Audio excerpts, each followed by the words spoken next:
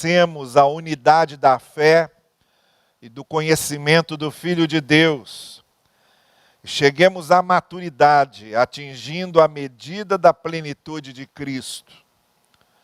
O propósito é que não sejamos mais como crianças, levados de um lado para outro pelas ondas, nem jogados para cá e para lá, por todo o vento de doutrina e pela astúcia e esperteza de homens que induzem ao erro.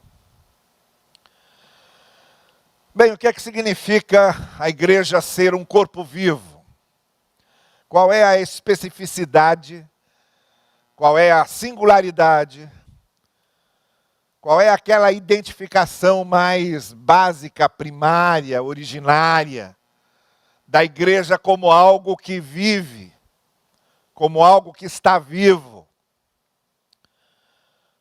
A primeira coisa que a gente tem que lembrar é que, de novo, voltando a alguns dos conceitos com os quais eu já trabalhei com vocês, quando falamos em igreja, estamos falando da gente. Estamos falando de pessoas, a gente não está falando do prédio. Então, um templo que é construído não quer dizer que a igreja esteja viva. Construir um templo não quer dizer que a igreja esteja viva. O templo é um edifício, é o lugar onde a igreja se reúne. E a igreja é a igreja em qualquer lugar onde ela esteja. Então, para nós compreendermos o que é uma igreja viva, nós temos de lembrar esse conceito. Quando falamos em igreja viva, estamos falando de algo que se move. E muito especialmente que se move em termos de amadurecimento, que é o grande tema de Paulo nesse trecho que lemos. A grande característica de algo que está vivo é que ele não fica inerte, sem amadurecimento, sem desenvolvimento. Um corpo vivo é um corpo que vai se desenvolvendo, que vai amadurecendo, que vai crescendo. E aqui é bom que nós digamos que o conceito de vivacidade, em termos de maturidade, não tem a ver necessariamente com termos numéricos. Às vezes a gente pensa que é o número que mostra o que é que realmente é grande, é maduro, é desenvolvido. Não, nem sempre. Quando Gideão foi à sua batalha contra os midianitas, narrado lá no livro de Juízes, Gideão estava com um exército de 22 mil homens. E aí Deus disse a Gideão: é muita gente isso aí. Vão atrapalhar em vez de ajudar, vamos diminuir isso aí. Pode dizer, quem estiver com medo pode ir para casa, não é obrigado a ficar. E aí Gideão disse isso e saiu um monte de gente. Ficaram 10 mil. Então Deus disse a Gideão: ainda tem muita gente. Vejam que a medida de Deus sobre qualidade não está amarrada ao critério de quantidade. Então Deus diz a Gideão: ainda tem muita gente. Vamos fazer um teste. Manda o pessoal beber água. Quem ficar em pé e trouxer a água até a boca, é porque está em sinal de alerta. Sabe que está em guerra. Está atento. Agora, quem já se ajoelhar, se deitar e jogar o rosto dentro d'água, esses aí você separa. Esses aí você tira. Esses aí não servem. E aí Gideão fez esse teste. E de 22 mil homens que havia inicialmente, Ficaram 300. Eu não sei você, mas eu já dizia, Senhor, estou saindo junto. Ó, estou indo. É 300 só? Então tá bom. Fica com os 300. 300. E aí teve tudo aquilo que a gente sabe. Deus disse a eles, olha, podem ir, que a batalha já está ganha. Mas 300 não quer dizer que podiam fazer do jeito que quisessem, nem que podiam ser estultos, nem que podiam fazer estupidez. Não. Os 300 precisaram continuar tendo estratégia. E a estratégia usada, porque número grande não quer dizer que seja muito abençoado, mas número pequeno também não quer dizer. O fato de serem só 300 também não queria dizer muita coisa. Houve necessidade de estratégia. E a estratégia foi justamente dar buzinas para todo mundo soprar e dar a impressão de que era um exército grande, de fora, de longe, para que os midianitas no seu acampamento fossem enganados, fossem iludidos pela estratégia de guerra do exército de Gideão. E aí quando começaram a tocar as trombetas e a gritar e aparecer um grande alarido, os midianitas, que também não deviam estar muito afim de batalhar, logo pensaram que fosse um grande exército e fugiram. Mas o que eu quero chamar a sua atenção é que número necessariamente não quer dizer vida. Grande número necessariamente não quer dizer qualidade. E um pequeno número espiritualizado, um pequeno número com um discurso excessivamente espiritualizado, o Senhor é por nós, deixa rolar. Se Deus é por nós, quem será contra nós? Mas sem estratégias, sem raciocínio, sem reflexão, sem preparo, também não consegue muita coisa, porque não é o discurso espiritualizado que nos leva aos grandes amadurecimentos. É a estratégia.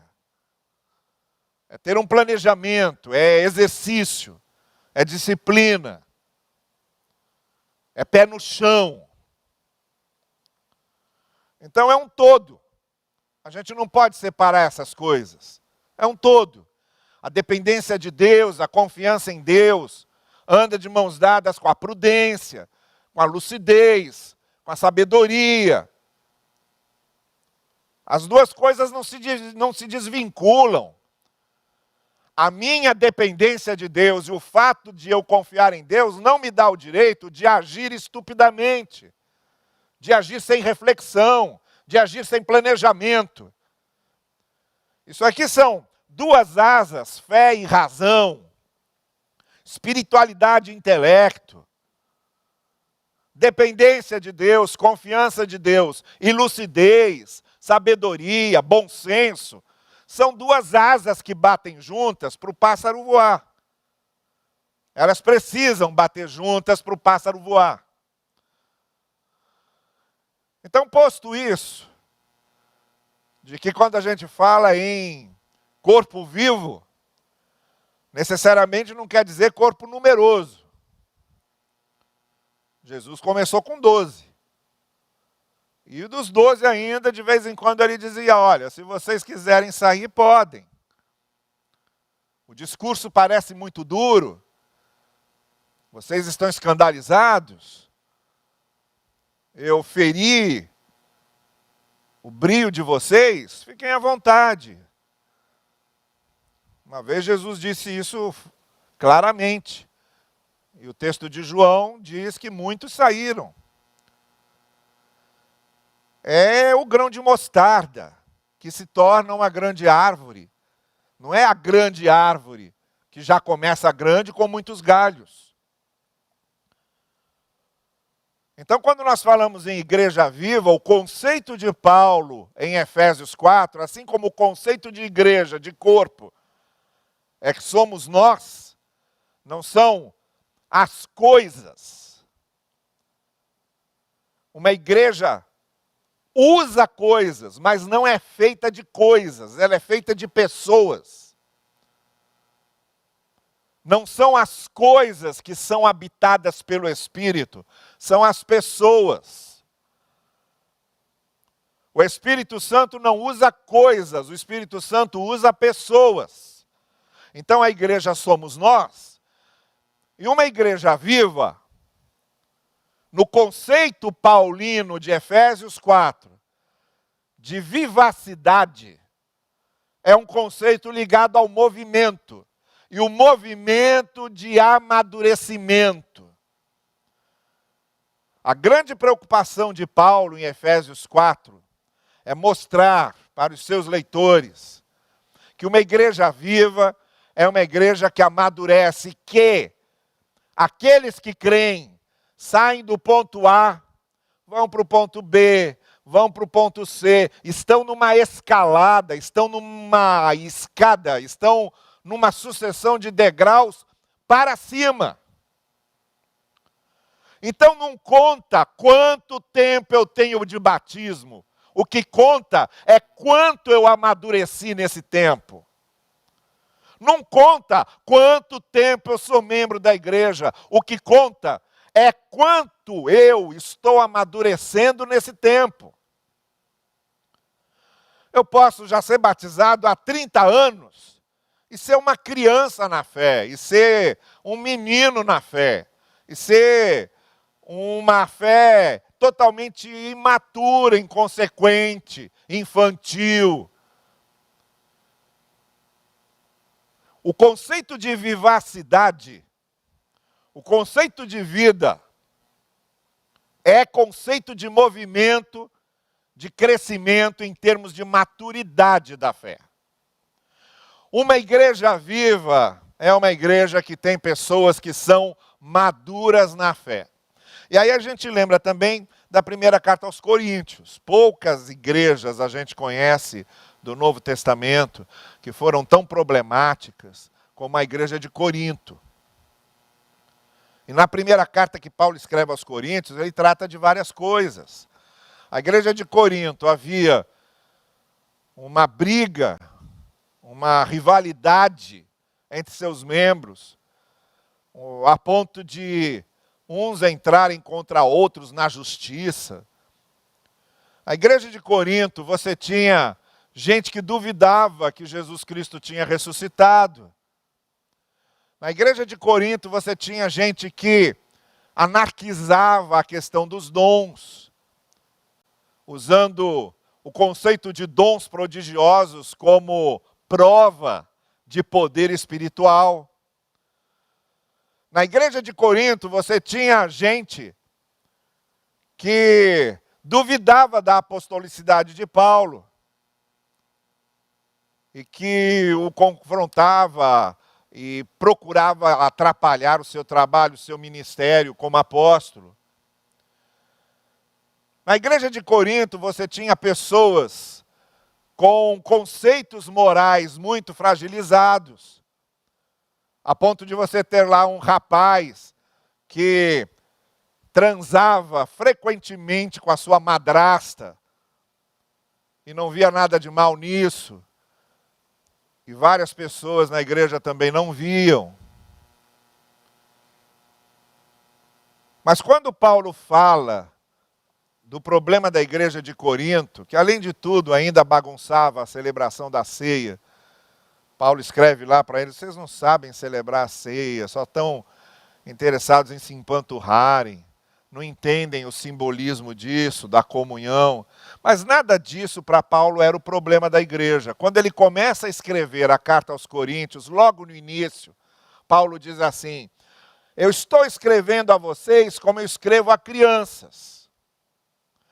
Para o apóstolo Paulo, todos esses problemas eram consequência dessa imaturidade, dessa infantilidade da igreja de Corinto. Ele dizia: se vocês não fossem imaturos, infantis, vocês não estavam aí se digladiando, vocês não estavam aí bagunçando a ceia, vocês não estavam aí bagunçando o conceito de dons, vocês não estavam proclamando a não ressurreição, vocês não estavam com códigos morais e éticos bastante fragilizados.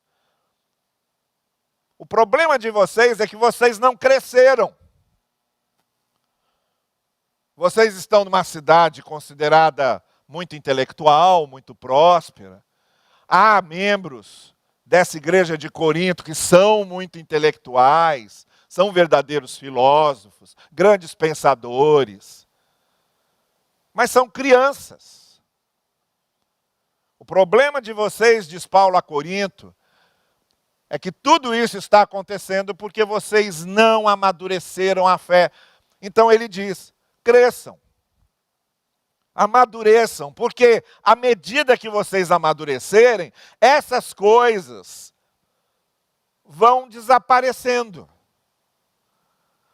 O problema de vocês não é que o mundo está invadindo a igreja, o problema de vocês é que vocês estão se invadindo.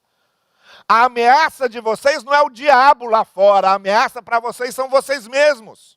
Vocês são seus piores inimigos, porque vocês são infantis, crianças, meninos na fé. O diabo nem precisa ter muito trabalho, ele só fica assistindo, porque vocês criam os seus próprios tropeços. Vocês criam suas próprias armadilhas. Então cresçam, amadureçam na fé.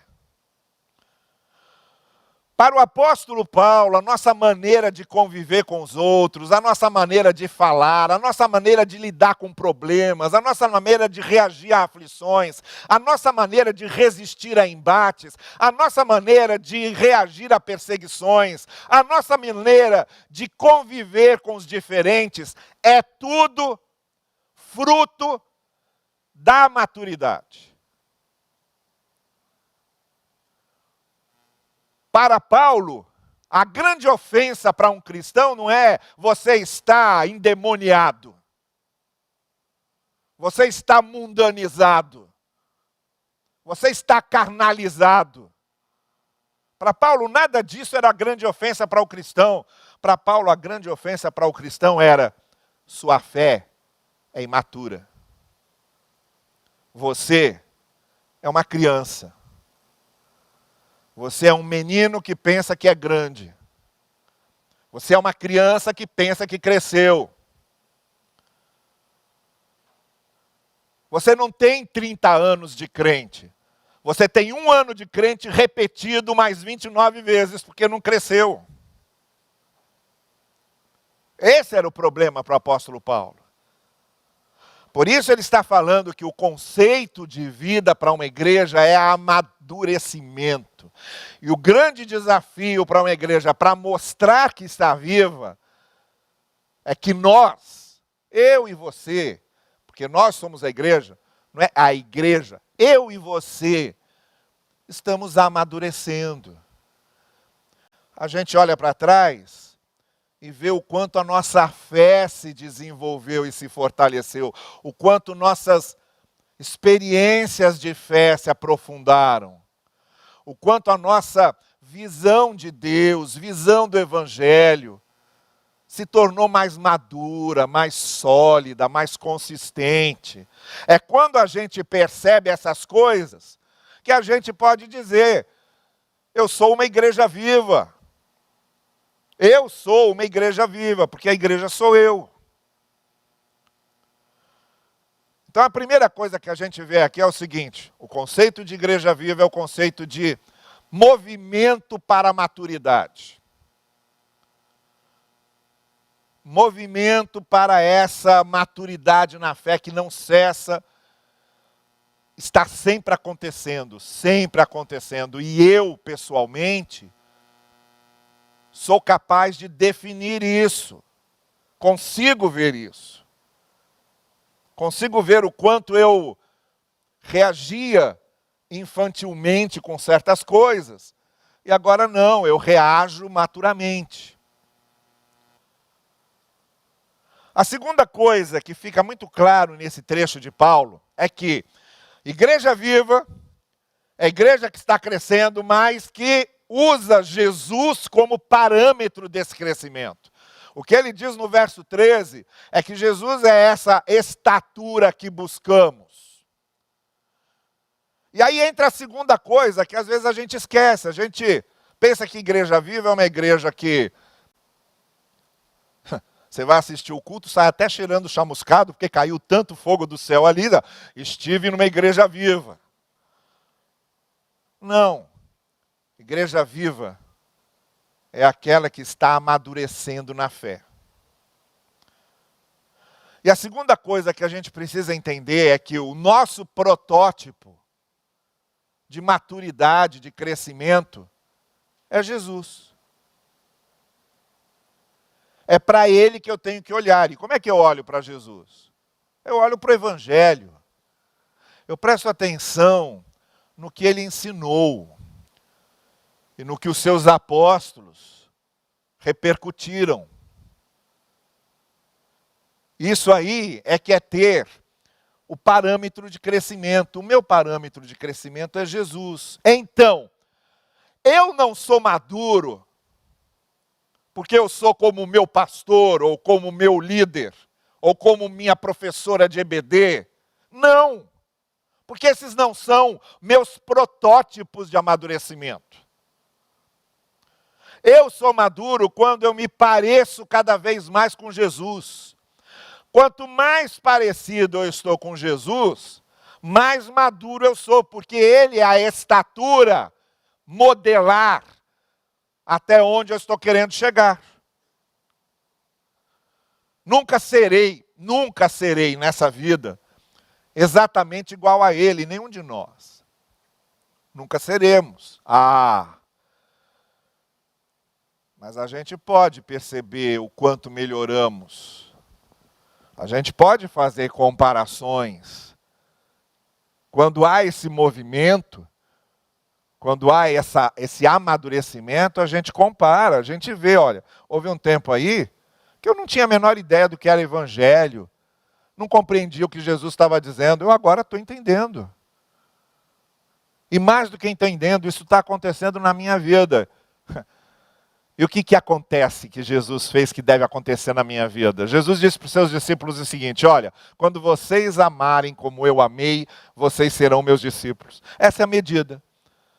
Então o quanto Jesus foi misericordioso, compassivo, pacificador, humilde, o quanto Ele amou, o quanto Ele perdoou, isso aí é a medida. Então quando Paulo diz aqui, Ele é a estatura, é nele que eu tenho que me refletir, é Ele que é o meu exemplo, Ele que é a minha referência, ali é o meu padrão de amadurecimento, é claro que eu estou dizendo que eu estarei crescendo e me desenvolvendo à medida em que eu amar como Jesus amou. À medida em que eu for misericordioso como Ele, pacificador como Ele, perdoar como Ele, tolerante como Ele, compreensivo como Ele, justo como Ele. Então nessa caminhada, não é quanto eu me pareço com fulano ou cicrano, é quanto eu me pareço com Jesus. Porque Ele é a estatura desse movimento para a maturidade. Então a vivacidade nesse contexto em que Paulo está escrevendo vem daí. Igreja viva é a igreja que amadurece. Isso significa que nós amadurecemos, porque nós é que somos a igreja. E a maturidade ela tem como referência Cristo. É a maneira como Ele fez que deve servir de exemplo para a maneira como eu faço. E a terceira coisa que a gente vê nesse texto é o propósito desse amadurecimento. não é um crescimento sem propósito, não é um amadurecimento sem propósito, não é o ter Jesus como modelo sem um propósito, não. Há um propósito nisso. Quando Paulo diz que a igreja viva é aquela que amadurece, quando Paulo diz que Cristo é o modelo desse amadurecimento, é nessa estatura, é para essa estatura que caminhamos, ele está dizendo que isso acontece por causa de pelo menos 2 propósitos. Há uma dupla de propósitos aqui. Primeiro porque só quando eu amadureço e quando Jesus é esse modelo de estatura, é que eu me torno realmente corpo de Cristo. Uma igreja só é corpo de Cristo se ela tem Jesus como sua estatura modelar. E se ela está amadurecendo na direção dele. Aí ela é corpo de Cristo. Jesus Cristo não fundou nenhuma igreja. Nenhuma igreja. Jesus Cristo não fundou a Igreja Católica Romana, Jesus Cristo não fundou a Igreja Luterana, Jesus não fundou a Igreja Anglicana, Jesus não fundou a Igreja Reformada, Jesus não fundou nenhuma denominação, nenhuma. Jesus não fundou os presbiterianos, Jesus não fundou os batistas, Jesus não fundou os metodistas, Jesus não fundou os pentecostais. Jesus não fundou nenhuma igreja e nenhuma denominação. Jesus não fundou nenhuma organização institucional, eclesiástica ou denominacional. Não fundou. Nenhuma igreja pode dizer fomos fundados por Jesus. Não existe isso.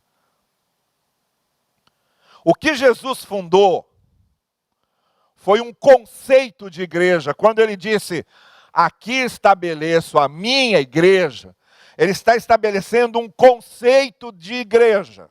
Agora, todas essas igrejas institucionais que aparecem, só se tornam igreja de Cristo se estão dentro desse conceito. Então é à medida que esse conceito de igreja de Jesus se realiza em nós como grupo institucional. Então, por exemplo, nós somos batistas. Os batistas surgiram no século XVII. Eles vieram dos grupos separatistas que saíram no movimento puritano da igreja anglicana, na Inglaterra. A igreja anglicana, por sua vez, surgiu com a divisão que o Henrique VIII promoveu, se separando da igreja romana. Então, desde o século XVII, é que os batistas existem, como instituição, como grupo, como denominação. Agora, na sua história, os batistas só fazem parte desse conceito de igreja de Jesus se eles replicam o conceito de igreja que Jesus Cristo estabeleceu, e assim com qualquer outro grupo. Então, quando Paulo diz uma igreja viva, é uma igreja que amadurece. Quando Paulo diz o modelo de crescimento é Cristo, nossa maturidade deve caminhar para a altura, para a estatura dele, ele está dizendo que o primeiro propósito disso é a gente se reconhecer como corpo de Cristo. Não só como uma instituição batista, não só como uma igreja que está na Praça Seca, mas como corpo de Cristo, por quê? Porque aqui amadurecemos na fé. E o nosso modelo de amadurecimento é Jesus Cristo. É isso que faz com que sejamos corpo de Cristo. É nesse sentido que nós atuamos, fazemos aquilo que Jesus, que já não é um corpo físico aqui, sempre fez, que foi anunciar o Evangelho, que foi abençoar as pessoas. Uma igreja que vive no conceito de igreja de Jesus, que tem essa consciência de ser corpo de Cristo, está fazendo isso. E está fazendo isso cada vez de forma mais competente, à medida que ela amadurece, à medida em que ela se torna mais parecida com Jesus. Então esse é o primeiro objetivo desse amadurecimento. Quanto mais a minha fé amadurece, quanto mais eu conheço do Evangelho, mais eu tenho a consciência dessa identidade como corpo de Cristo. Eu não sou só membro da Igreja Batista de Barão da Taquara, eu não fui só batizado lá, eu sou parte do corpo de Cristo. Por quê? Porque a minha fé está amadurecendo, porque o meu modelo de amadurecimento é Cristo, e porque eu tenho consciência do que significa esse conceito de igreja de Jesus.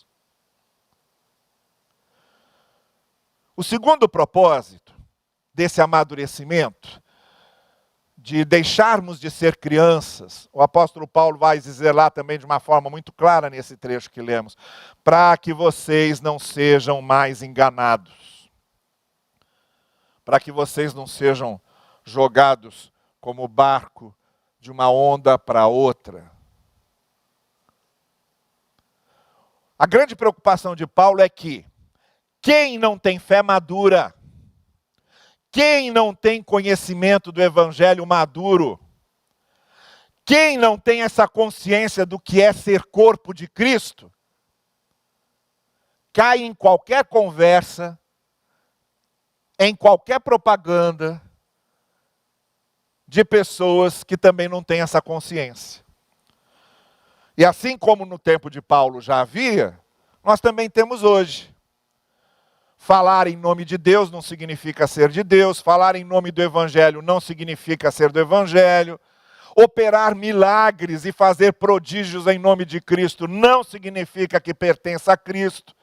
Isso foi o próprio Cristo que diz no Sermão do Monte: muitos me dirão, Senhor, Senhor, não os conheço, e dirão, fizemos maravilhas em teu nome, fizemos prodígios em teu nome, não os conheço, porque não é esse o critério.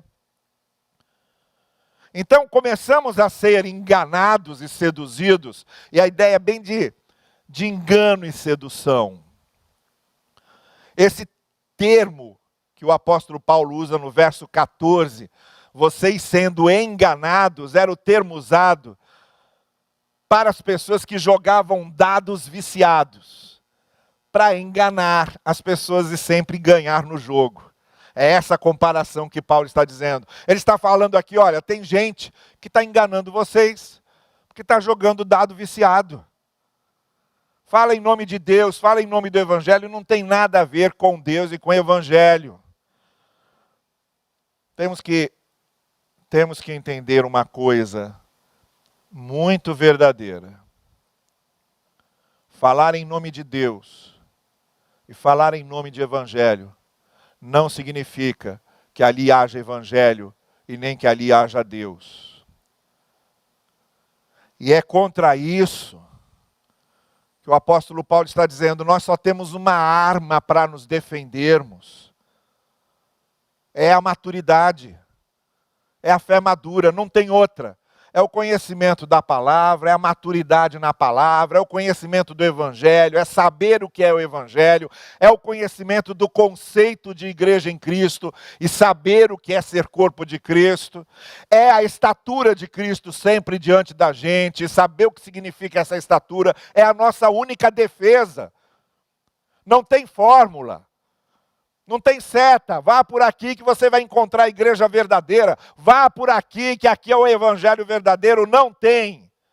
O que Paulo está dizendo é, ou vocês amadurecem, ou a visão de vocês amadurece, ou vocês se tornam reais conhecedores do que é o evangelho, ou vão ser enganados. Ou vão ser sempre enganados. Eu tenho uma história, uma experiência muito boa nesse sentido, que ilustra bem o que eu estou querendo dizer. Uma vez eu estava passando, vocês sabem, a Cinelândia, na década de 80, tinha muitos cinemas de rua ali na Cinelândia, daí até porque vem esse nome. Hoje os cinemas de rua estão acabando. Aliás, acho que está acabando o cinema de qualquer jeito. Mas naquele tempo, década de 80, eu estava começando a pastorear lá na igreja de Inhaúma. A Cinelândia era um fervedouro de cinemas. E muitos daqueles cinemas, muitas daquelas casas de cinema, passavam filmes pornográficos. Então você andava ali como eu andei ali um dia, uma tarde, e vi um rapaz da igreja de Inhaúma, em frente, aí tinha aqueles cartazes com as fotos do filme. Então ele em frente a um daqueles cartazes, olhando ali as fotografias e tal.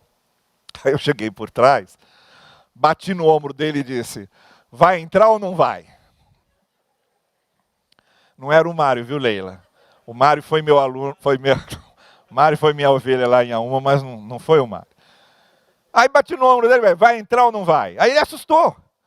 Virou para mim, falou, pastor, a Bíblia diz, examinai tudo e retende o que é bom. Aí eu falei, não, a Bíblia não diz isso não. Ele falou, diz sim, está lá em Tessalonicenses. Quando que acha? Está lá em Tessalonicenses. Eu falei, não, a Bíblia não diz isso não. O que Paulo diz lá é o seguinte, não desprezem as profecias. Examinem todas elas e retenham o que é bom.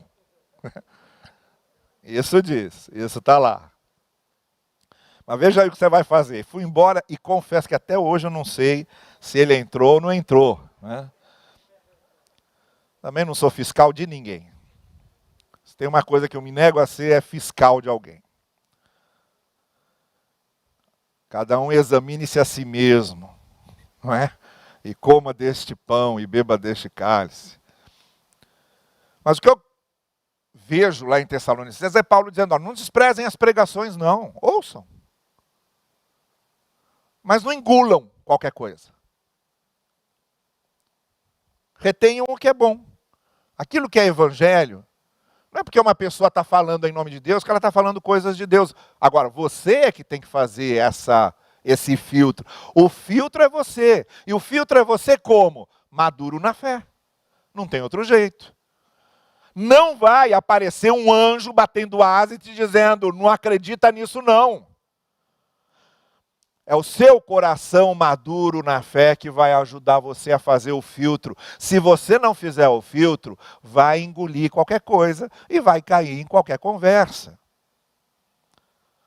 Às vezes eu fico impressionado. Como se fala coisas em nome do Evangelho que não tem absolutamente nada a ver com o Evangelho, mas são coisas assim que não precisa nem de um estudo exegético mais profundo, está na cara do texto.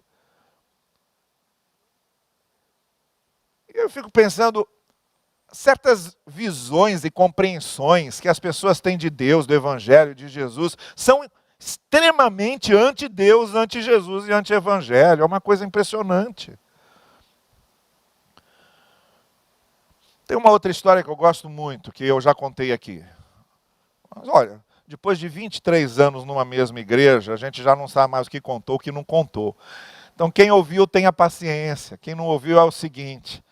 A minha filha Laura, que está hoje lá no Canadá, casada, quando tinha 11, 12 anos, ela me telefonou. Eu estava no meio de uma reunião, aí eu atendi o telefone, eu falei, olha, eu estou aqui no meio de uma reunião, fala rápido. Ela falou, pai, eu tenho uma notícia ruim e uma notícia boa para te contar. Eu falei, fala. Ela disse, olha, a notícia ruim é que eu fiz prova de matemática e errei tudo, tirei 0. Não acertei uma. Eu falei, tá bem, qual é a notícia boa? A notícia boa é que a professora estava saindo do colégio com as provas, foi assaltada, o ladrão levou o carro dela com todas as provas juntas. Aí eu falei, minha filha, você está se alegrando com o assalto da sua professora? Ela falou, papai, bênção de Deus. Porque agora ela vai ter que dar outra prova. E aí eu vou melhor. Tá certo. Que uma menina de 11, 12 anos tenha essa visão de que Deus age desse jeito, a gente até leva. Agora, que um marmanjo na fé, que um marmanjo de igreja tem essas visões infantis de como Deus age, que interprete ações de Deus dessa forma. Uma menina com 11, 12 anos, tudo bem, mas espera aí, uma pessoa que está há anos lendo o Evangelho e não conseguiu compreender certas coisas, e ver ações de Deus, onde não há ação de Deus, onde simplesmente Deus não tem nada a ver com aquilo. E espiritualiza essas coisas todas, usando essa excessiva espiritualização como modelo, quando o modelo são os princípios e os ensinos de Cristo no Evangelho. A visão que devemos ter de Deus foi o que Cristo mostrou a respeito de Deus para a gente. O Pai é o Pai que Jesus mostrou. A maneira como Deus age é a maneira como Jesus mostrou. Ele é a figura, a imagem de Deus. Quer saber como Deus é? Veja lá como Jesus agiu. Quer saber o que Deus faz? Veja lá o que Jesus fez. Isso é uma questão de maturidade da fé. Então, igreja, corpo vivo de Cristo. E eu já vou encerrando. Quando muda aqui pela terceira vez a pessoa que está me traduzindo, eu já sei que está na hora de terminar. Igreja é corpo vivo de Cristo. E esse vivo não quer dizer multidões e multidões, porque pode ser multidões e multidões sem evangelho nenhum. Esse vivo não quer dizer um monte de técnicas, de coisas ultramodernas. Esse vivo não quer dizer estar na mídia. Esse vivo é o maduro. Esse vivo é o que está amadurecendo. Por quê? Quem não está amadurecendo está morto. Quando a fé não cresce, está morta.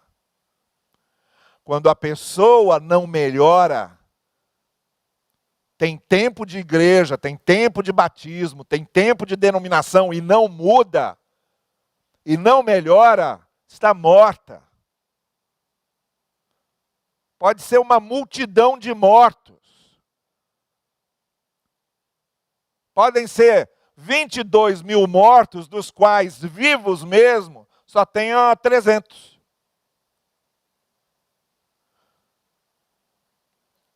Igreja viva é a igreja em que você, que é a igreja, está crescendo espiritualmente e conhece cada vez mais do Evangelho. Igreja viva é aquela que o modelo de vida é Jesus. Ele é a nossa estatura. A gente olha para ele é a nossa referência. Não é o líder humano, que muitas vezes se faz mesmo de super-homem, de grande portento, se autodiviniza para manipular mais facilmente os outros. Não é ele o meu modelo. O meu modelo é Jesus Cristo. Eu já falei aqui e vou repetir. Por isso é que eu não me escandalizo com ninguém, porque o meu modelo não são as pessoas. O meu modelo é Jesus, que não me escandaliza. Quem vive se escandalizando com fulano, com cicrano, muda de referência, porque aí vai parar de se escandalizar. Vai parar de se decepcionar. Quando acontecer alguma coisa com a pessoa, com o fulano, vai dizer: era só uma pessoa, não era Jesus. Por que ele não me decepcionaria? É só uma pessoa, não é Jesus. Quem nunca me decepciona é Jesus. Ele nunca me decepciona. Então a minha referência é ele. Por isso eu sou anti-escândalo. Ninguém me escandaliza. Porque eu não espero das pessoas mais do que elas podem ser. Mas de Jesus eu espero que Jesus sempre pode ser muito mais do que qualquer coisa. a maturidade, ver Jesus com estatura, como modelo, e faz com que eu tenha consciência do que é ser corpo de Cristo. Aí não é só uma questão de ser membro da igreja de Barão da Taquara. Isso qualquer um pode ser. É uma questão de ser corpo de Cristo. Eu sou parte do corpo de Cristo, que transcende tudo isso. E também para me proteger. Quanto mais maduro eu sou, mais eu me protejo contra coisas que não são evangelho. Sabe aquela brincadeira de criança? Tinha pata de leão, mas não era leão. Tinha focinho de leão, mas não era leão. Tinha garras de leão, mas não era leão. Tinha pelo de leão, mas não era leão. O que que era? Aí respondia, era leoa. Pois é, tem gente que é assim, vê pata, garra, pele, focinho, tudo de evangelho, mas não é evangelho. E a única maneira de eu conseguir distinguir isso é conhecendo o que é o evangelho. E eu só conheço o que é evangelho quando eu amadureço no evangelho. Esse é o grande desafio para a gente, como igreja, como corpo e como corpo vivo. No próximo domingo pela manhã a gente vai fechar esse ciclo falando sobre o corpo vivo de Cristo. O que significa uma igreja ser de Cristo? E é isso que a gente vai tentar entender melhor no domingo que vem, no culto da manhã. Vamos ficar em pé e nós vamos cantar juntamente com o pessoal do louvor aqui, caminhando já para o final do nosso culto. Logo depois nós teremos nossa aula de EBD nas classes. E às 19 horas nós vamos retornar culto da noite, falando sobre renova-me, a renovação que esperamos que o Senhor nos dê para esse ano de 22. Você que está acompanhando a gente, Deus abençoe você, que o Senhor continue também conduzindo a sua vida e que você se torne cada vez mais corpo consciente de Jesus. Vamos cantar? Nós vamos cantar o hino Jesus Pastor Amado. Nós vamos cantar no ritmo brasileiro. Então a gente canta um pouquinho mais diferente, mas a gente está aqui para aprender e renovar. Vamos cantar.